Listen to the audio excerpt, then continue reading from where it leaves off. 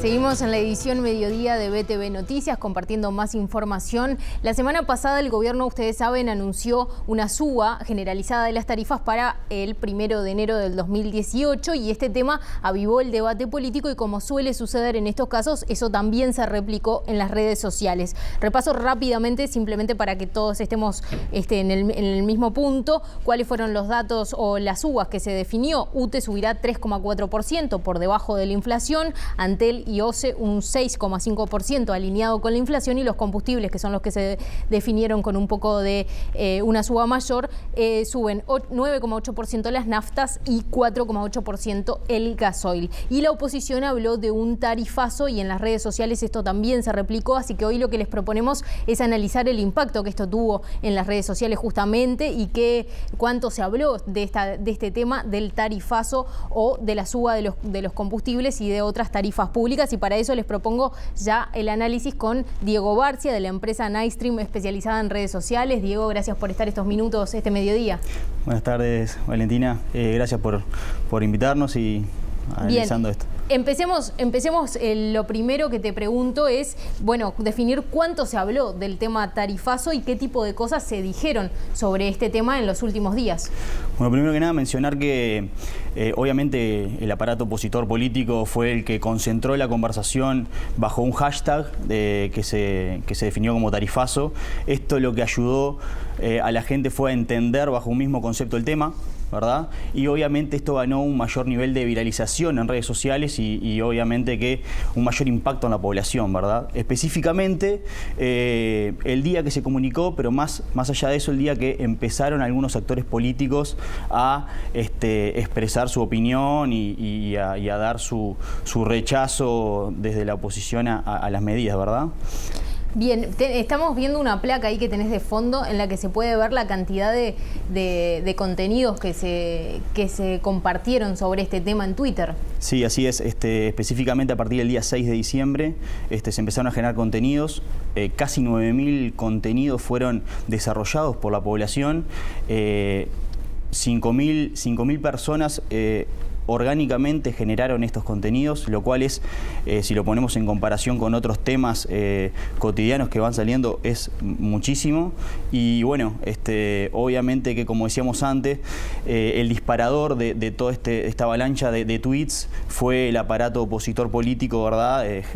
Algunos políticos del Partido Nacional, del Partido Colorado, incluso algunas cuentas humorísticas, que también eso levanta un poco la conversación, apalancaron el tema y generaron un pico de tweets bastante particular. Bien, Diego, ¿y se puede saber qué fue las palabras que más se utilizaron, lo más comentado, o qué organismos fueron más mencionados? Bueno, sí, nosotros en Nightstream lo que hicimos fue bajar la conversación de Twitter sobre el tema y empezar a hacer una nube de palabras. Esto lo que hacemos es las palabras más repetidas, que más se repiten, ¿verdad? Tienen un mayor volumen en esa imagen. Y bueno, obviamente que excluyendo el hashtag tarifazo, vemos que la conversación se apalancó y aparecen algunas palabras que focalizan la responsabilidad, por ejemplo, en el gobierno. Obviamente que tarifas, aumento, empieza Antel, UTE, pero sobre todo quiero mencionar una cosa. Nosotros dividimos 3 conceptos, ¿verdad?, que si los concentramos en uno, tienen la mayor repercusión, ¿verdad?, que es el concepto nafta, gasoil, ¿verdad?, y ANCAP. Todo tiene que ver con ANCAP en este caso, que fue, creo que, la entidad estatal que se llevó la mayor participación en esta conversación de Twitter. Y bueno, estamos hablando que de los casi 9.000 contenidos que nosotros descubrimos en la red social, 3.000 o más de 3.000 eran asociados al combustible, ¿verdad? Y esto obviamente que es coherente, ¿verdad? Porque es donde quizá inmediatamente las personas empiezan a percibir esto, y obviamente que el aparato económico del país, empresas, etcétera, también la nafta y el combustible está en todos los balances, ¿verdad? Sí, tiene sentido también si se tiene en cuenta que fue la suba mayor, fue la única que fue por encima de la inflación y que obviamente es la que va a golpear más en el bolsillo. ¿Qué otros casos se pueden ver o qué otras informaciones se pueden sacar del análisis que ustedes hacen sobre la conversación en Twitter? Nosotros hicimos un análisis sacando un poco el caso ANCAP, porque también tenía alguna repercusión en el pasado por todo lo que se ha vivido este año con respecto a ANCAP, ¿verdad? Y a todo el tema de sus finanzas. Hicimos un caso, o pusimos foco en el caso de Antel, que es de estas empresas públicas, la que tiene mayor inversión quizás, o mayor aparición en redes sociales, como inversión, ¿verdad? Como llevarle la marca a la gente.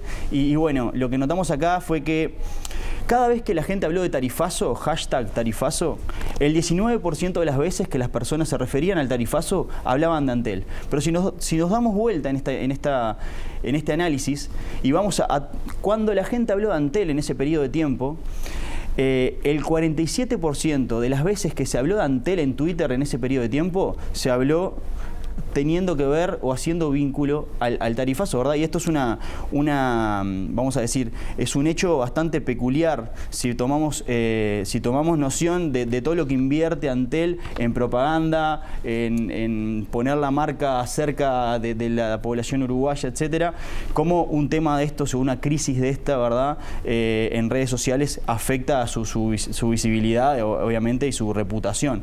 Sin duda. Sin duda. Ahora, una cosa que tú recién decías era que, sobre todo, esto había generado impacto o había sido avanzado mucho por los opositores, pero también hubo defensores de los aumentos que también tienen su lugar y juegan su pelea en Twitter, esa batalla que hay entre oficialismo y oposición. Por supuesto, una vez que un tema se politiza, ya bien sabemos todos que aparecen por lo menos una bipolaridad de opiniones, y hubieron muchos actores políticos y algunas cuentas también en Twitter que defendieron la gestión.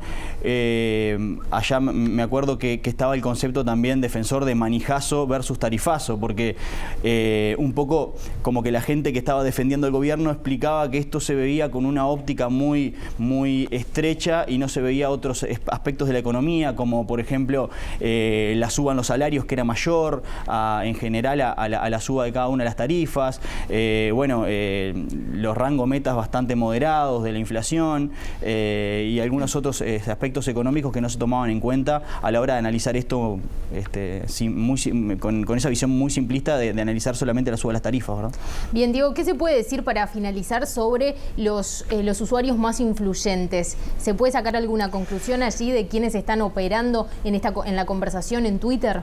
Sí, básicamente nosotros lo mencionábamos, algunos políticos opositores fueron los que despertaron la conversación y algunos otros políticos de oficialistas también defendieron esos conceptos, pero aquí encontramos una particularidad muy interesante que nosotros como empresa lo veníamos siguiendo y lo venimos siguiendo a lo largo del año, que incluso en algunos otros países donde nosotros trabajamos en este tipo de análisis ya estamos acostumbrados, que es la aparición de determinadas cuentas trolls o bots, que se llaman. Expliquemos brevemente qué es eso. ¿Qué es un troll o un bot? Son cuentas que no tienen una persona o una entidad reconocida que se haga responsable de la opinión, y a veces juegan con alguna característica de humor o de opinión, pero en realidad no sabemos quién está detrás de esa cuenta, ¿verdad?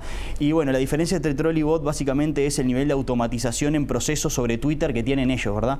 Mientras un bot, que viene, es en realidad la abreviación de robot, hace muchas acciones automáticas, por ejemplo, darle me gusta muchas veces a determinados contenidos selectos. Un troll ya es una cuenta un poquito mejor manejada, ¿verdad? Y esto lo que hace es un poco poner en riesgo la credibilidad de la opinión en Twitter, ¿verdad? Y hasta algunos dicen, con esto de cómo operó Trump en la política estadounidense, que es atenta un poco a la democracia y a la opinión que tenemos nosotros como sociedad detrás de las redes sociales, que a veces mucha gente no se detiene a ver las fuentes y se sirve de esa información. Yo creo que acá en Uruguay nosotros encontramos, sobre todo en julio y en septiembre, grandes cantidades de cuentas creadas con geolocalización en Uruguay. No sabemos muy bien con qué fin ni quién está detrás de eso, pero ya sabemos que sí, que hay un montón de cuentas que antes no, por ejemplo, respecto al año pasado, que empiezan a aparecer y en realidad simulan personas, pero no lo son. Hay que ver ahora qué harán de ellas, pero bueno. Bien, eso abre otro capítulo y ni que hablar para lo que se viene de las elecciones en 2019 y el rol que va a tener Twitter y este tipo de contrataciones. Muchísimas gracias, Diego, por este análisis.